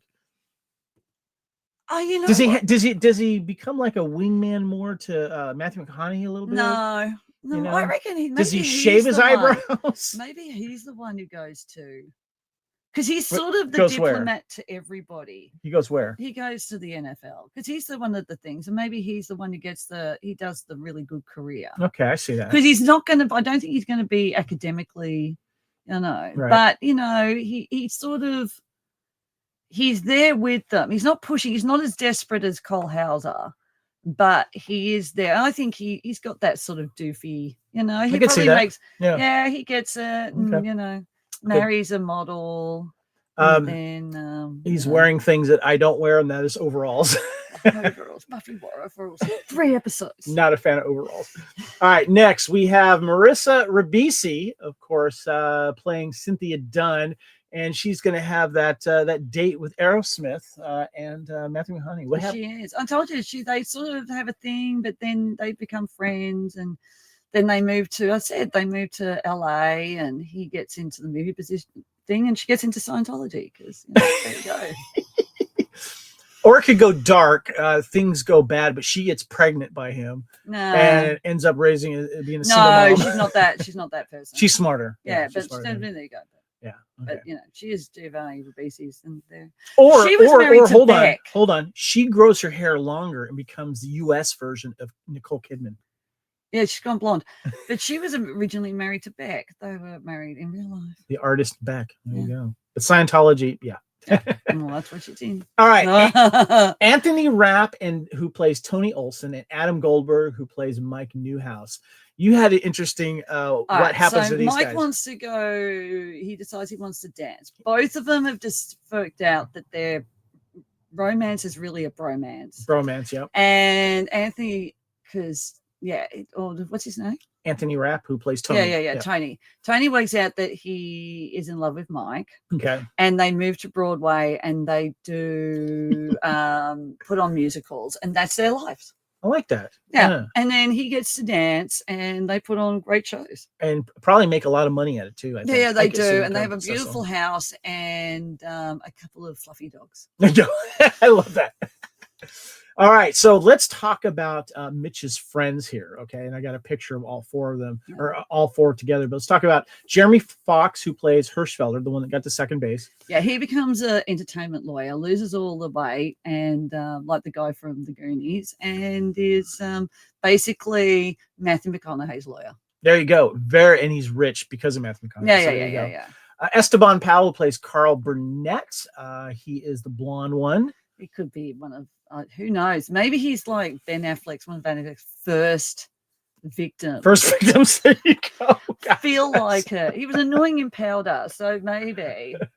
And I then feel like Ben Affleck's going to have to start killing someone in that town, so I'm going to say it's him. Okay. What about Tommy Houston, played by Mark Vandermeulen? He's the one, Vandermeulen. He's also the one that has the little mullet going in the back. Yeah, that was a wig. He's like that person in your life where you remember them, but you don't, and they're in that sort of vague. He's that role, and you never remember his name. No, he turns you become Facebook friends just because you knew other people. Right? If it was in MySpace era, he would be like down at like 59, 57 of your friends list. So yeah. All right, what happens to this couple here? We got Mila Jovovich as Michelle Burrows and Sean Andrews as Kevin Pickford. Well, I think it ends as quickly as they did in real life. Yeah. I think they get married, and then First of all, he's rich, obviously, because his parents are rich, obviously, and he has that badass car, so he's got money, right? Yeah. He's a little rich boy. He's one of those what I call rich poor people. They're rich, but they want to be poor, and I bet you never ever pays for anything. Yeah.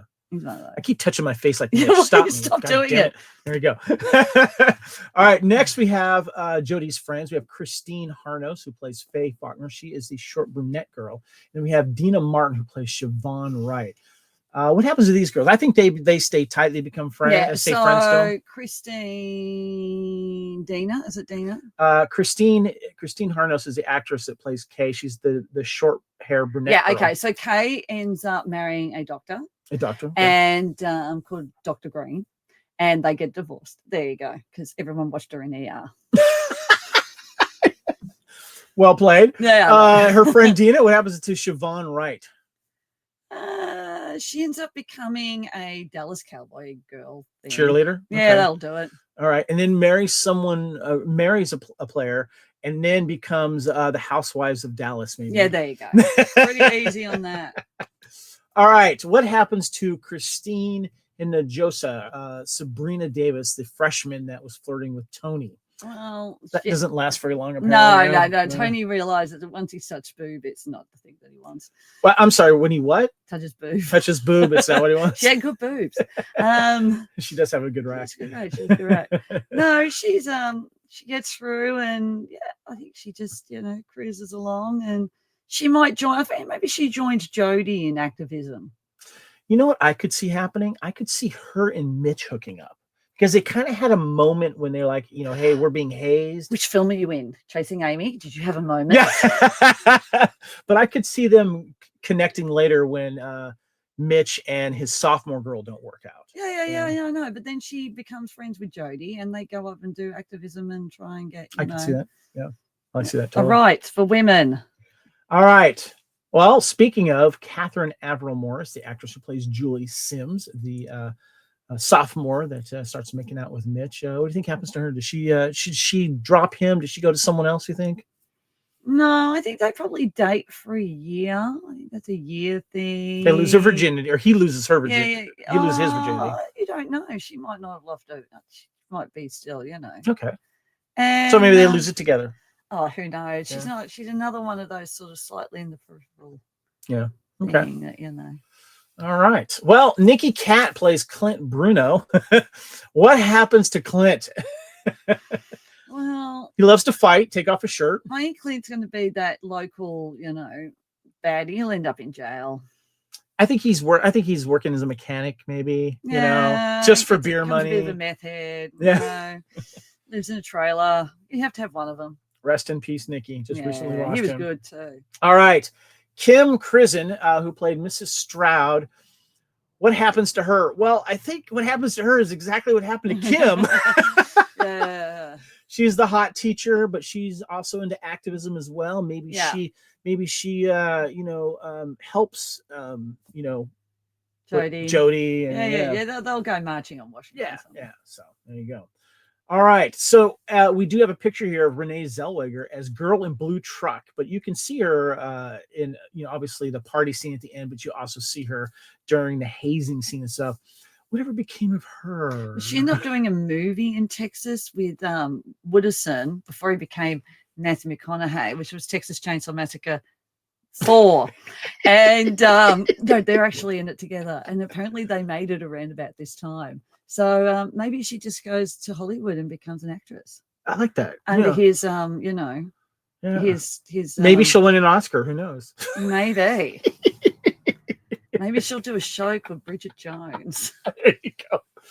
All right, let's go ahead and get the next category here. One of the things we have to talk about is the Fast or Not So Furious favorite mode of transportation.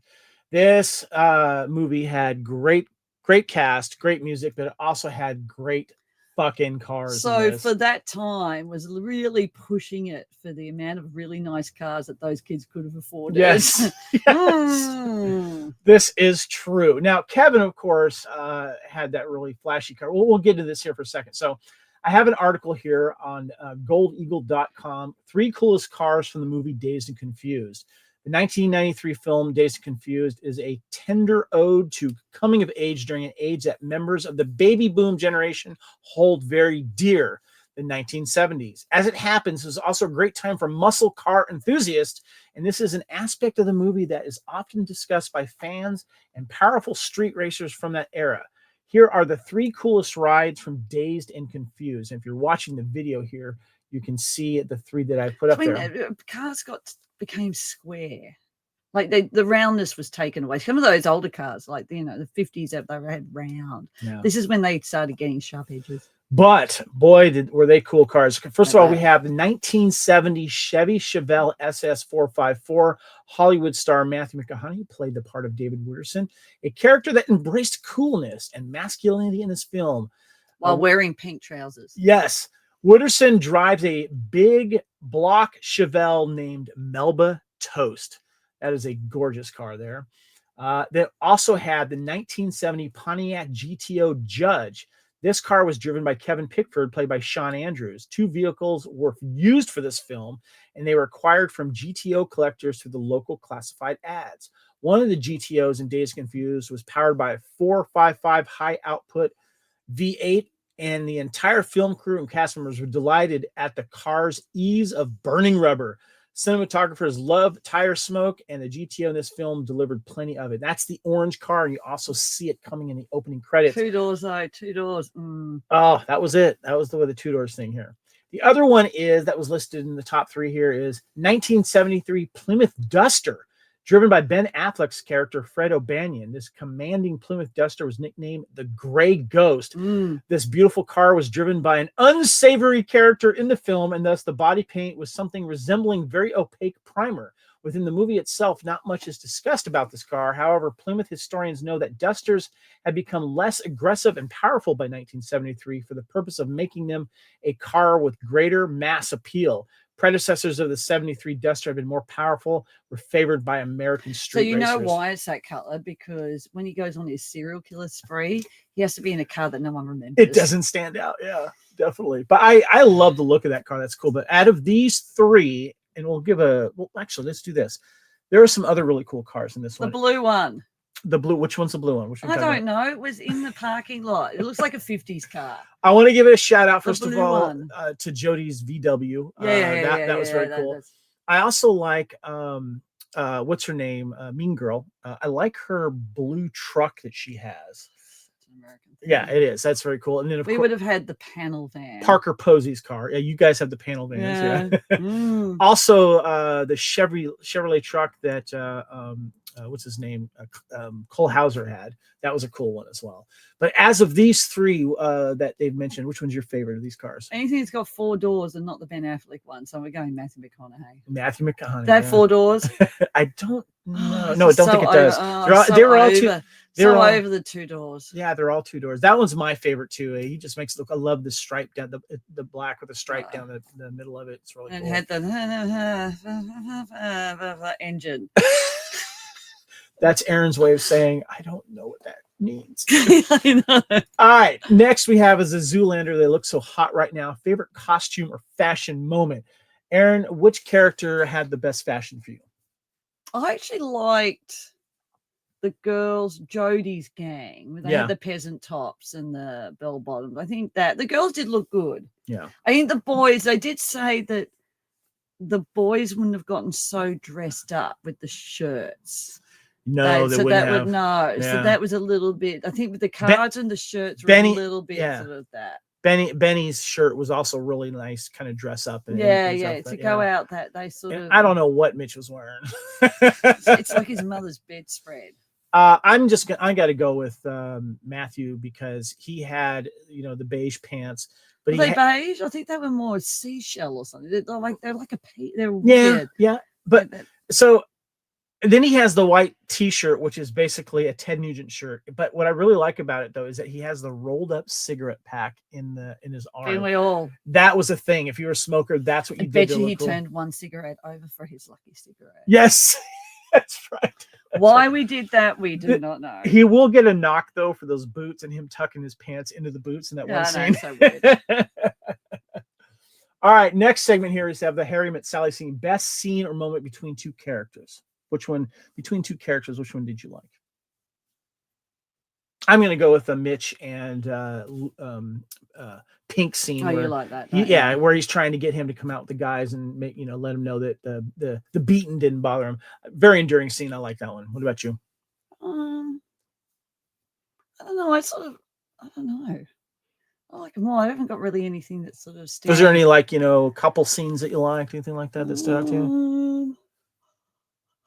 I could throw another one out there. The teacher and what's his name? Oh yeah. She was quite funny. She pats him on the head. Yeah, just kind of like does that. Go away from us now, Mr. Dawson. All right, this is a fun one here. The Star Wars Twin Sons favorite filming location or set piece, and I have some nominations for you here. Okay, so first of all, I have Top Notch, the burger joint, the drive-up burger joint. I'm also going to throw in Kevin's room with that eggshell chair that you saw famously used in Men in Black when he's like dragging it across the floor. It's like to get more comfortable. And I thought the school was very cool, especially that one part of the school where one of the freshmen escapes going down the chute. I thought that was very cool. I do like those old style 50 diners. So I like those. Yeah. We have a thing about those. We do. We try to stop at them, even if they look like we're going to get murdered at them. But Top Notch gets the win. Yeah, I think definitely. All right. If you were a non-speaking extra on set, Aaron, what scene would you want to be in? I have some nominations. Inside the Emporium, or outside hanging out, or at the final party scene. What is your pick? Is it not in these suggestions? Somewhere in the school, maybe. I can see that now. I can see Hurricane playing right now with Matthew McConaughey walking in. Yeah. Probably the Emporium. I like those. Would you want to be outside hanging out or inside? Well, you're in both, aren't you? You could do both. Yeah. I would definitely do the Emporium just because that's where everyone meets before people kind of either go to a party or split off. And that's where you want to be seen. And not the thing that I like about that too, and I mentioned earlier, is that Matthew McConaughey's character Wooderson, he walks in there with confidence that he's the man and he owns the place. Yeah. You know, and everyone knows to come up to him and at least greet him, you know, because he's the alpha male. He's the alpha male in that one. All right, here's a fun one for you, Aaron. As an extra, you're friends with the on-set prop master. They say you can take one thing home from the set. What prop, costume piece? Now, obviously, the cars are the easiest one. Other than the cars, what would you like to take from the set? Piece of wardrobe? What would you say? I do like one of those peasant tops. The girls are wearing? Yeah, I think they're nice. Yeah. That's a good one. Yeah, I like that one. I was never a massive smoker, so I don't need the belt buckle pipe thing. So I almost changed my answer to that, but I have two that I would definitely wouldn't mind taking home. First of all, the first one is Roy's pipe that he has in woodshop. Yeah. I want a bong. Hate bongs. The bong. They're horrible. But I want his bong because it has to be cleared out, you know, it's there. I know, but and it's right there. But then you're going to have to go and stick a seal around the corner so the air doesn't get in. I've had some experience in the past. I could clear that out. God, that is so horrible. But he made it in a wood shop, which makes it even better. Everyone made it in friggin' wood shop. And bloody honey bear things. What's funny about his pipe is it's not like the real nice ones you'd see in stores or that bong. That's the one that, you know, if Harrison Ford had to actually pass a test to find out which bong that Jesus smoked out of, that would be the one. Yeah, but then you bloody pull it and then your throat would literally fall out and you'd be coughing for days and it's horrible. You're stoned enough, you don't care. Oh, my runner-up would be the bowling ball that Mitch threw out. I'm going back on that. I'm taking the chair. The chair? Yeah, the moon chair. The moon chair. I want the moon chair. That's a good one. That is a good one. Never be able to get out of it because it would be like getting out of your car. That's true. It's too low. I'm sunk. Trying to get out of that friggin' thing, like your car. All right, next. I think the answer, well, there might be two possibilities to this answer, is the Titanic I'm King of the World career moment. Was an actor in this movie at the top of their career? Was anything else in this movie trend-worthy, newsworthy, tabloid popular when this was released? Kind of like an apex moment. I'm going to guess it's probably Richard Linklater and Matthew McConaughey. Yeah, I think that, well, everyone did all right. I think Matthew McConaughey did the best. Yeah. But, you know, and I know that other people went and did other things because it was an ensemble. There was no real standout. It was an ensemble cast. But I think that, I think it's definitely Matthew McConaughey. I also think the 1,600,000 and something for the soundtrack, because when we talk about best movie soundtrack, not scores, but soundtracks, this one is at the top of the list. And they did a second one. They did like more Dazed and Confused. I mean, you could talk about the Top Gun, you could talk about the Flashdance, you could talk about the Crow. I mean, there's all of these movies that had iconic soundtracks with a lot of famous songs, but it seems like they just put the perfect songs to this. Yeah, they did a lot. They definitely did their homework on that one. All right, Aaron. This is the Aliens Nuke It from Orbit hot take. This means something a little special to us because we're big Aliens fans. We actually have matching Aliens wedding bands. Check that out. Ooh, yeah. Shazam. So do you have a hot take for this? Yeah, what's your hot take about? What do you mean? Like something that would go, whoa, Aaron really thinks that about this movie? So what do you think? I think. There you go. You lead with this. All right, here we go. I think that, you know how Seinfeld was famous for having a show about nothing? Yeah. I think this is the best movie about nothing. Because obviously there's a lot of characters we care about. The soundtrack is great. And also, too, I think it is probably in the top 3 or 4 of soundtracks that really, really, really complement the movie and don't just sit by the side. Mm. We've had these talks. Is the song from this movie more famous than the movie, or is the movie more famous than the song? We've had that debate, on and on. Mm. But I think this movie does probably the best at putting songs with the scenes and basically telling the story of basically a non-story. You're just having people leave school and party. Yeah, but there are a few films like that. I think that the remake of Dawn of the Dead is that, because it opens and then it ends and there's no explanation on why this has happened. This is just a stamp in time. It's just a day or a day and night, really, isn't it? So I'm not going to say anything amazing. It is just a very likable, easy to watch film. Everyone looks like they're 12. Well, you insisted, how rewatchable is this? Of all of your rewatchable films, where does this one rank then? Oh, it'd be in the top 10 easily. Yeah, easily on something, because I do love the soundtrack, and I love 70s songs, so music, because they're very layered and played by amazing musicians. Well, we've also been fans of yacht rock. We've but it's not that. It's just this is more of the rock side of things. Yeah, as well, and so. It was a little bit older for us. So what is it, like 10 years? 10 years difference for what that was. So, but we still were of that time. We still remember. There's nothing in that film where we go, I don't know how they did that, or not like you get someone who's Gen Z who wouldn't know how to pick up a non-mobile phone. You're right. What's funny? We are in that era. It's just it was a story that was it was just the older people that we knew. We're going on our final thoughts right now, and one thing I want to mention was I forgot to mention, but during the segment, as if you were a non-speaking extra, we would have been as of age to play these characters during. We would have been around the same age as some of these actors. No, we wouldn't have. Oh, yeah. You talking about in the time that the show is on? We would have spent 6. We would no. I'm talking about when the movie was being filmed. When the movie we would have fit right in. I actually had long hair at the time. I real long hair. No, it's like watching Buffy and then realizing now that everyone's middle-aged. Give me your final thoughts on Dazed and Confused. Love it. Love it too. I don't know. It's an easy, fun. There's some heartfelt moments. There's thoughts. It's not just.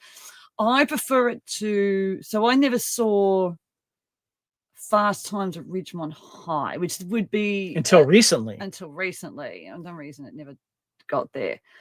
And I watched it, and it was all right. I find this is a better film than that. I don't think it's as sort of. I'm not a massive fan of Breakfast Club. I've seen it. You and I are on that. I'm not a huge fan of that. No, I'm not. I was at the time, but then I find it a little bit too me, my, let's talk about our feelings, yawn, yawn, yawn. So I actually sort of like that this is just, people having fun. There's not a lot of heaviness. Yeah. But it's also not exaggerated where Fast Times is. So everyone's a little bit too hyper. So this is the Valley Girl of that time. So I find Valley Girl more real than I do Pretty in Pink, because everybody's hyper, the way they dress, the different class, where Valley Girl, it's more rounded, and this is more rounded. The only thing that kind of takes me out of the time that they're trying to tell us, get back in camera here. Oh. The only thing that takes me out of time is like all of the people having all these cool cars. Yeah. Back then, people had shitty cars. I remember the coolest guy at one time had a truck with a flatbed, and that was it, and was rusted. And it's like the rich kids you'd have the rich kids that would want to be rich poor. I did know those kids. But other than that, it takes you back to that time, and it really reminds you of a simple time in life as well. and it was a big deal to find your music, to go to your music, to share that. And you didn't have the phones in your hands, so you had to talk to people. You had to have these discussions. It was a better time. I'm sorry to say, as much as it is nice, for that time where you could just disappear. Yeah. And you found people. Yeah. People like, how'd you find people? You just did. You talked to people, you got the word out, and there was certain yeah. places you would go to that if you wanted to be seen or find someone, you would go there. One of the things recently too about this film is I feel like you and I bonded on it a little bit, because we've always talked about wanting to rewatch it together, and we hadn't. And we finally did, and we had so much fun conversations about this, and that bike ride was just so much fun doing about that. So thank you. Thank you very much. Right. Yeah. All right. This is the Fandom Podcast Network. And of course, if you can, please hit the QR code there on YouTube. If you're watching this, take us to our website. We'd appreciate your support there. And just to let you guys know, we are recently on Blue Sky here with the Fandom Podcast Network. You can find us at Fan Pod Network on Blue Sky. We're also on X, Instagram at Fandom Podcast Network. X? Yeah, still on X. Yep. And also on Facebook, and our website is fpnet.podbean.com. Make sure you check that out. My name is Kevin. I am on all of the socials at Spartan_Phoenix, including Blue Sky at Spartan Phoenix. And Aaron, you're on Instagram, right? Yeah, I'll do it. What are you on Instagram? Oh, Aaron Gill 666. There you go. There you go. So yeah, check us out there, and also give us a shout out on TeePublic. You want a cool T-shirt? We get a little kickback there. Search Fandom Podcast Network. You can get my cool Couch Potato Theater T-shirt that I'm wearing, or Aaron's cool Fandom Podcast Network FPN hoodie. There you go. Support us. We get a little kickback there. We appreciate that. Because we're working for the city. We want a little change in our pocket, so that'll help. So and you need those Aerosmith tickets, but you could go to Des Moines. Oh, that's right. We need to hook up with Des Moines again. I missed that guy. Yeah. But you get T-shirts, hats, mugs, all of our logos from all of our shows on the network. Support us there. We appreciate that. Again, this is Couch Potato Theater on the Fandom Podcast Network. Aaron, thank you so much. It's been a sweet emotion. Sweet emotion, everybody. Anyway, thank you again, everyone. And say it again. I know you had the music. This is Couch Potato Theater on the Fandom Podcast Network. And until next time, we will see you on the couch. See you guys later. All right.